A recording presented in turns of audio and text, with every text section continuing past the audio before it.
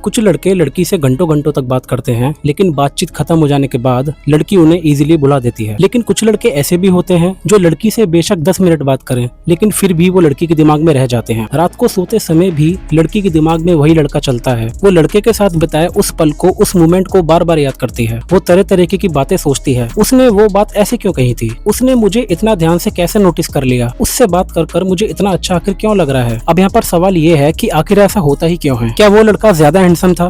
क्या उसने लड़की के साथ कोई फ्लर्टिंग टेक्निक यूज करी, या फिर उसने जानबूझकर कोई साइकोलॉजिकल गेम खेली लड़की के साथ? नहीं, एक्चुअल में असल फर्क ना एक बहुत ही छोटी बिहेवियर में छुपा है। और आज की इस वीडियो में ना मैं आपको यही बताने जा रहा हूँ। और साथ ही इस वीडियो में आपको मैं बताने वाला हूँ ये 3 चीजें जो आपको लड़की से बात करते समय बिल्कुल नहीं करनी चाहिए, क्योंकि ये वही चीजें हैं, वही गलतियां हैं जो आप बार बार दोहरा रहे हो, जिस वजह से लड़की आपको याद नहीं रखती। इसलिए मेरी ना हर एक बात को खूब ध्यान से सुनना और इस वीडियो को एंड तक जरूर देखना, क्योंकि आज का ये वीडियो ना आपको बहुत कुछ दे के जाने वाला है। So let's dive in.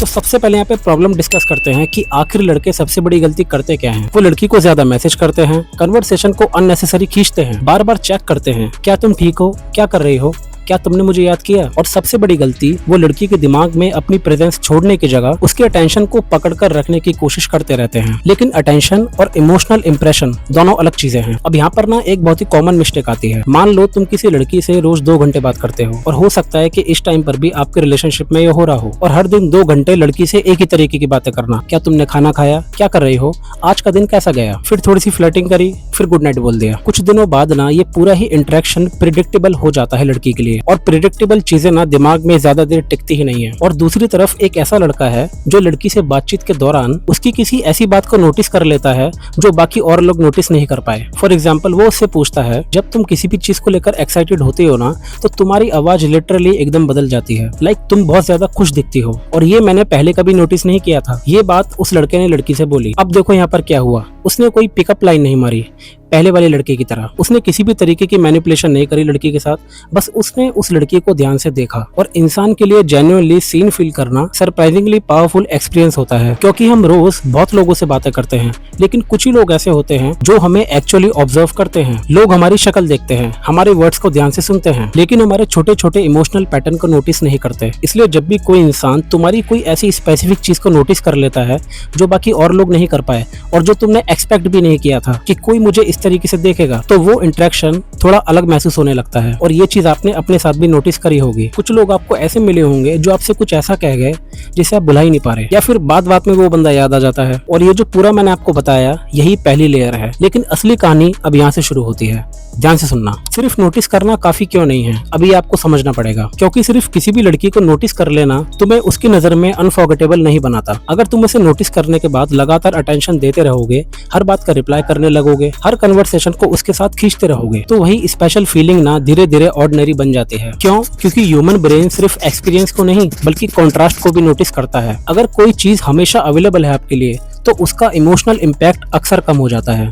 और ये चीज आपने अपने साथ भी नोटिस करी होगी। अब यहाँ पर ना लड़कों को एक बहुत ही बड़ा मिसकंसेप्शन हो जाता है कि मिस्ट्री और इमोशनल अनअवेलेबिलिटी दोनों सेम चीज नहीं है। अब जैसे कि हमने समझा कि अगर कोई चीज बहुत ज्यादा मिस्टीरियस है तो हम उसके बारे में बार बार सोचते हैं, तो इसलिए लड़कों को ये लगता है कि मिस्टीरियस बन जाओ, इतनी मिस्ट्री भर दो कि लड़की तुम्हें याद करने लगेगी। और इस चीज का मतलब लड़के क्या समझते हैं कि लड़की को रिप्लाई लेट करो, सीन करके छोड़ दो मैसेज, जेलसी क्रिएट करो लड़की के मन में, और लड़कियों से बात करके अचानक से कोल्ड बन जाओ उसके सामने। और ये सब चीजें जो तुम करते हो ना, ये एक्चुअल में गेम्स हैं जो कि लड़की को भी समझ आती है। हेल्दी अट्रैक्शन में मिस्ट्री का मतलब सिर्फ इतना होता है कि लड़की को तुम्हारी पूरी ही जिंदगी का एक्सेस ना पहले ही कुछ कन्वर्सेशन में नहीं मिल जाता। तुम्हारे पास अपनी खुद की दुनिया होती है, अपने खुद के गोल्स होते हैं, तुम्हारे खुद के फ्रेंड्स होते हैं, और सबसे इंपॉर्टेंट तुम्हारी इमोशनल स्टेबिलिटी उसके अटेंशन पर डिपेंड नहीं करती। अब यहाँ पर ना मैं तुमको एक इंपॉर्टेंट बात और बताने जा रहा हूँ, इस चीज को ना ध्यान से सुनना। अब इमेजिन करो तुम्हारे और उस लड़की के बीच एक अच्छी कन्वर्सेशन हुई, तुमने जेन्युइनली उसके साथ इंटरेस्ट भी लिया, उसकी आपने ध्यान से बात भी सुनी, कुछ प्लेफुल मूवमेंट हुए और कुछ मीनिंगफुल बात भी हुई होगी। और फिर कन्वर्सेशन अच्छी चल रही होने के बावजूद भी तुम उस कन्वर्सेशन को अननेसेसरली रात भर खींचने के बजाय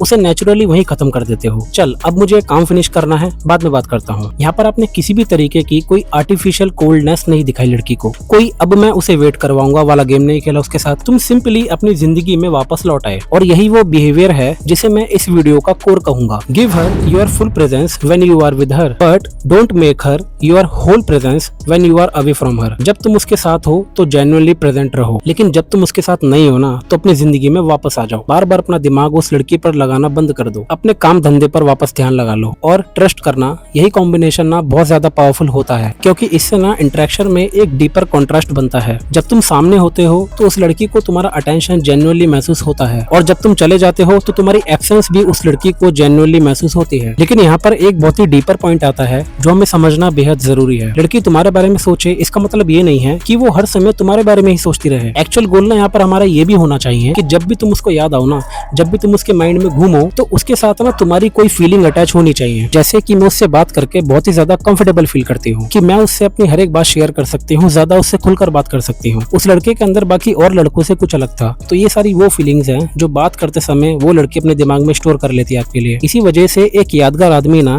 सबसे ज्यादा बोलने वाला नहीं होता। कई बार वो आदमी होता है जो सामने वाले को ये महसूस कराए कि मैं उसके साथ ना थोड़ा ज्यादा खुद जैसा हो सकता हूँ, जो मैं किसी और के सामने नहीं हो पाता या फिर हो पाती। अब आते हैं प्रैक्टिकल पर, उन 3 चीजों पर, या फिर कह लो उन 3 बड़ी गलतियों पर जो आपको लड़की से बात करते समय नहीं करनी है, जिसकी मैं शुरुआत में भी बात कर रहा था। पहला, टाइम पास छोड़ो और उसे जेन्युइनली नोटिस करना शुरू करो। उसकी हर एक बात पर जवाब देने की बजाय उसकी किसी एक चीज को जेन्युइनली नोटिस करो। सपोज करो अगर वो तुमसे ये बोलती है कि किसी पर्टिकुलर चीज का उसे बहुत शौक है, तो तुम सिर्फ नाइस मत बोलो, तुम यहाँ उससे पूछो कि इस चीज में ऐसा क्या है जो तुम्हें ये इतनी पसंद है। अब इस पॉइंट पर ना तुम लड़की के इमोशन समझ रहे हो, तुम जेन्युइनली उसकी बात को नोटिस कर रहे हो। दूसरा, सिर्फ इंटरव्यूअर मत बनो। लड़की के साथ कन्वर्सेशन में ना अपना भी कुछ रियल हिस्सा दो। सिर्फ वो मत बनो जो बात बात में सिर्फ सवाल पूछ रहा है इंटरव्यूअर की तरह। अगर वो लड़की आपके साथ अपने एक्सपीरियंस शेयर कर रही है तो आप भी उसके साथ अपने एक्सपीरियंस, अपने ओपिनियंस और अपनी पर्सनैलिटी भी उसको दिखाओ, क्योंकि कनेक्शन ना तभी बनता है जब 2 लोग आपस में बात करते समय एक दूसरे को बराबर डिस्कवर करें। तीसरा,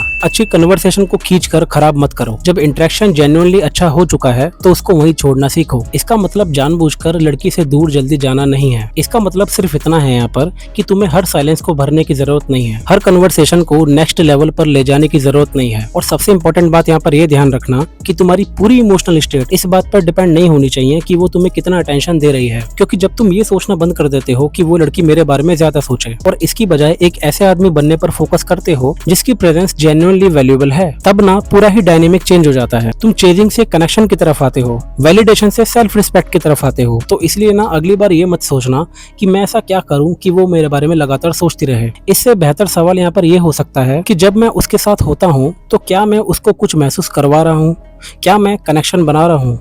होप जो मैंने आपको समझाना चाहा वो आप अच्छे से समझे। तो कमेंट सेक्शन में अंडरस्टूड लिख कर मुझे कंफर्म करो। मुझे इंस्टा पर भी फॉलो कर सकते हो, चैनल को भी सब्सक्राइब करना मत भूलना। मैं जल्दी मिलता हूँ नेक्स्ट वीडियो में, तब तक के लिए पीस आउट।